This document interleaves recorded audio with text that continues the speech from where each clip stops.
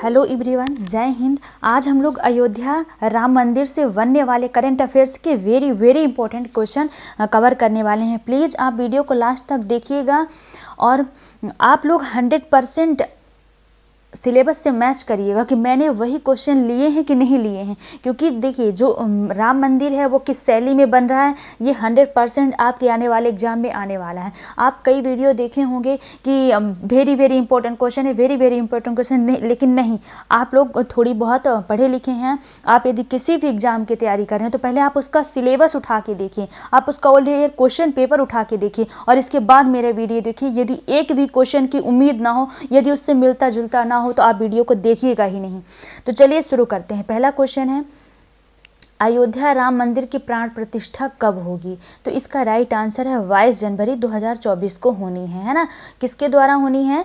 तो प्रधानमंत्री नरेंद्र मोदी जी करने वाले हैं अयोध्या राम मंदिर की प्राण प्रतिष्ठा 22 जनवरी 2024 को। यदि हम बात करें 14 फरवरी की, तो आप सबको पता है कि 14 फरवरी को अबू धाबी में, कहाँ? अबू धाबी में यानी यूएई, अबू धाबी यूएई की राजधानी है, संयुक्त अरब अमीरात की राजधानी है यूएई। तो यहाँ एक मंदिर का बीएपीएस मंदिर का उद्घाटन होने वाला है, यानी कब? तो 14 फरवरी को। और कहाँ? तो अबू धाबी में, और यूएई के अबू धाबी, यानी यूएई की राजधानी है, संयुक्त अरब अमीरात की राजधानी अबू धाबी, और वहाँ एक बीएपीएस हिंदू मंदिर का उद्घाटन हो रहा है। बीएपीएस का पूरा नाम होता है बोचासन वाची श्री अक्षरधाम पुरुषोत्तम संस्था होता है बीएपीएस का नाम। अगला, ये वेरी इंपॉर्टेंट क्वेश्चन है, आप लोग इसको स्टार मार्क करिएगा, ये 100% एग्जाम में आने वाला है कि अयोध्या राम मंदिर का निर्माण किस शैली में किया गया है, यानी किस शैली में इसका निर्माण किया गया है। तो इसका निर्माण नागर शैली में किया जा रहा है। आप सब इसको 100% श्योरली ध्यान रखेंगे, क्योंकि हो न जाए कि कहीं यही क्वेश्चन आ जाए और आप लोग छोड़ के आ जाएं। तो अयोध्या राम मंदिर का निर्माण नागर शैली में होना है। अगला क्वेश्चन है, अयोध्या राम मंदिर की ऊंचाई कितनी है? तो इसकी ऊंचाई है 161 फुट। कितनी ऊंचाई होने वाली है? तो 161 फुट ऊंचाई होने वाली है। थोड़ी हम डिटेल देख लेते हैं। तो जो मंदिर की लंबाई है, ध्यान से पढ़िएगा, मंदिर की लंबाई कितनी होने वाली है? पूर्व से पश्चिम में 380 फुट। कितनी होने वाली है? तो 380 फुट होने वाली है लंबाई। चौड़ाई 250 फुट और ऊंचाई 161 फुट। इसको तो बिल्कुल एकदम अच्छे से ध्यान में रखिएगा। और वहीं राम मंदिर कितने मंजिला बन रहा है? तो आप सबने पढ़ा होगा, सबने सुना होगा कि 3 मंजिला इमारत बनी हुई है और प्रत्येक मंजिल की ऊंचाई 20 फुट है, जहां कुल 392 खंभे हैं और 44 द्वार बनाए गए हैं। ठीक, ये भी थोड़ा ध्यान में रखने की चीज़ है कि जो मंदिर का चारों ओर का आयताकार परकोटा रहेगा, वो चारों दिशाओं में इसकी कुल लंबाई 732 मीटर है तथा चौड़ाई 14 फीट है। और परकोटा के चारों कोनों में सूर्यदेव और माँ भगवती, गणपति व भगवान शिव को समर्पित 4 मंदिर का निर्माण किया जा रहा है। वहीं उत्तरी भुजा में माँ अन्नपूर्णा व दक्षिणी भुजा में हनुमान जी का मंदिर रहेगा। ये इतना इम्पोर्टेंट नहीं है, लेकिन थोड़ी तो ध्यान में रखने की चीज़ है, पर ये वेरी इंपॉर्टेंट है। यहाँ भी आप लोग स्टार मार्क्स करिएगा इसको।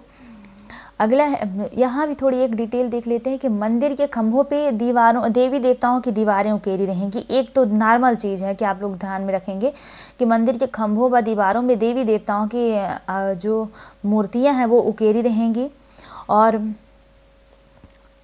और वैसे नहीं है इसमें इम्पोर्टेंट, ये सब वहाँ के इतिहास है। दक्षिण पश्चिम भाग में नवरत्न कुबेर टीला भी होने वाला है और प्राचीन मंदिर का जीर्णोद्धार किया गया है। वहाँ जटायों की प्रतिमा भी स्थापित की गई है। भगवान शिव के प्राचीन मंदिर का जीर्णोद्धार किया गया है ना। ये इतना इम्पोर्टेंट यहाँ का नहीं है। अयोध्या राम मंदिर में कितने मंडप होने वाले हैं? तो इसका राइट आंसर है 5 मंडप हैं। अयोध्या राम मंदिर में कितने मंडप है? तो 5 मंडप बने हैं। आइए इनको देख लेते हैं, 5 मंडपों के नाम हम लोग डिस्कस कर लेते हैं। सॉरी, इस तरीके से नहीं, अच्छे से देखते हैं। तो पहला मंडप है नृत्य मंडप। पहले मंडप का क्या नाम है? नृत्य मंडप। पहला मंडप क्या है? नृत्य मंडप। दूसरे मंडप का नाम है रंग मंडप। तीसरे मंदिर का नाम है सभा मंडप। तीसरे मंदिर का नाम है सभा मंडप। चौथे मंडप का नाम है प्रार्थना मंडप। क्या नाम है इसका? तो प्रार्थना मंडप चौथे का नाम है। और पांचवें मंडप का नाम है कीर्तन मंडप। यहाँ कीर्तन होने वाली है, कीर्तन मंडप। तो ये हैं 5 मंडप जो कि आप वेरी वेरी इंपॉर्टेंट है, ऐसे ही आप लोग रेखांकित करके लिख लेंगे तो अच्छे से याद रहेगा। थोड़ी यहाँ देख लेते हैं कि जो मंदिर है वो 70 एकड़ में बनने वाला और 70% क्षेत्र हरा भरा रहेगा। और एक बात जो है ये वेरी वेरी इंपॉर्टेंट है कि मंदिर में लोहे का उपयोग नहीं किया गया है। किस धातु का? तो लोहे धातु का उपयोग नहीं किया गया और ना ही धरती के ऊपर कंक्रीट बिछाई गई है। ये भी वेरी वेरी इंपॉर्टेंट फैक्ट है, ध्यान रखेंगे। अगला है रामलला का सिंहासन किस मटेरियल से तैयार किया गया है? तो इसका भी राइट आंसर है, रामलला का जो सिंहासन है वो सोने से बना है। किससे बना है? तो सोने से बनाया गया है उनका सिंहासन।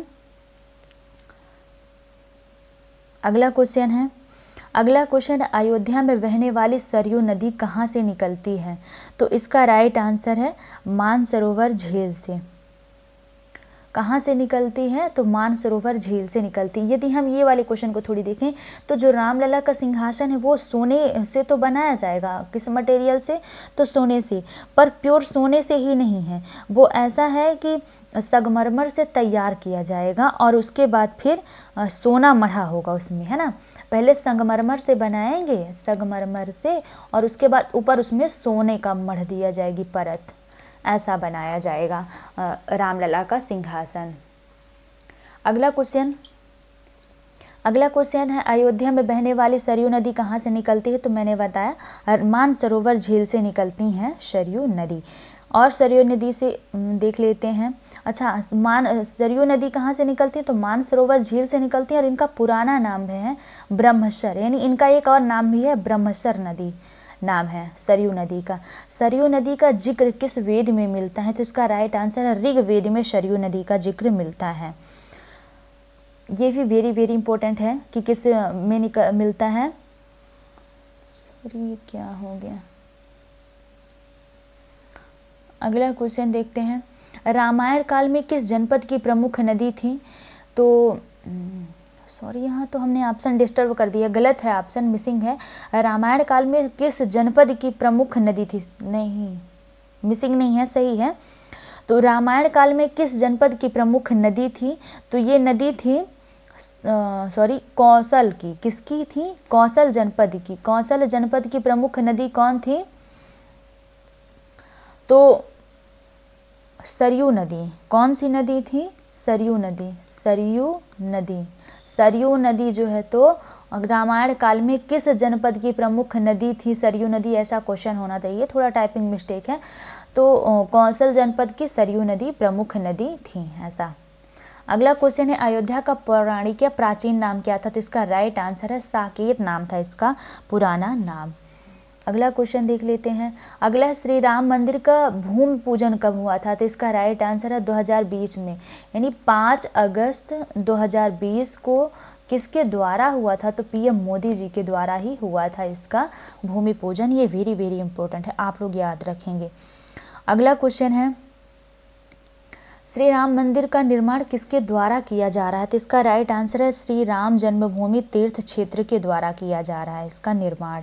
अगला क्वेश्चन है श्री राम मंदिर का निर्माण कर कौन रहा है? तो इसका राइट आंसर है चंद्रकांत सोमपुरा के द्वारा किया जा रहा है इसका निर्माण। अगला क्वेश्चन है किन धार्मिक पुस्तकों के श्लोकों को अयोध्या जमीन विवाद गवाह के रूप में पेश किया गया था? तो वाल्मीकि रामायण और स्कंद पुराण, उपयुक्त दोनों इसका राइट आंसर है ना। इन दोनों के श्लोकों को गवाह के रूप में पेश किया गया था। अगला है किस स्थान पर 4 लाख दिए जलाकर गिनीज वर्ल्ड रिकॉर्ड में अपना नाम दर्ज कराया गया है? तो अयोध्या ने अपना नाम दर्ज कराया है 4 लाख दिए जला के। यदि हम बात करें सांची की तो सौर शहर, देश का पहला सौर शहर है सांची, सौर शहर है सांची। सूरत की बात करें तो देश की पहली, मतलब देश का पहला ऑफिस कॉम्प्लेक्स, ऐसा ऑफिस कॉम्प्लेक्स सूरत में ही बना है। देश का पहला ऑफिस कॉम्प्लेक्स। और द्वारिका में देश की पहली पनडुब्बी, देश की पहली पनडुब्बी जहाज बनाई गई है। अगला क्वेश्चन हम देख लेते हैं, नहीं सॉरी, तो thanks for watching my videos. आशा है कि वीडियो आपके लिए काफ़ी हेल्पफुल होगी और आप वीडियो को पूरा ज़रूर देखे होंगे। Thank you.